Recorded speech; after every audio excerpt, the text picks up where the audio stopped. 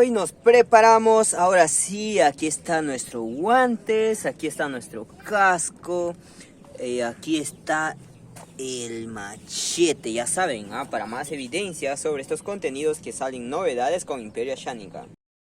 Entonces, una vez que estamos listos, nos ponemos nuestro casco, que pueden observar ahí. Ahí está nuestro casco, ya todo ingeniero. Y tenemos que ponernos también nuestros guantes para que de esa manera podemos estar listos, ¿sí? Así es que para más novedades, ya saben, en nuestras redes sociales estamos dejando este contenido. Como cada día, obviamente me tomó literal una semana para poder trabajar. Y ya está listo mis guantes, está listo mi machete, obviamente el machete. Y ahora sí nos vamos al campo de cultivo. ¿Para qué? Para poder ir a trabajar. Entonces este trabajo nos ha costado demasiado para llegar aquí. Ahora ustedes miran, pucha, pero Imperio, la verdad, puro floro, ¿no? Mira, pueden observar este espacio. Todo ese espacio que está limpio, vamos a verificar bien para que ustedes puedan ver y decir, ya, hoy sí es verdad que Imperio ha trabajado, ¿no?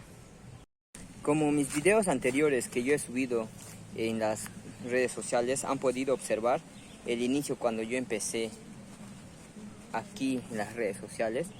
Pueden observar, mira, aquí tenemos el zapote, que es una planta muy buena cuando te enfermas, es bueno. Aquí también tenemos lo que es el ají. Hay otra planta, es bueno para cuando hay se fracturan. Acá cerca, súper cerca, tenemos una caña. Entonces todo esto he venido trabajando para que pueda estar así, como ustedes pueden observarlo. Así es que quedó todo listo. Acá tenemos nuestra planta estrella. Esa planta estrella me encanta.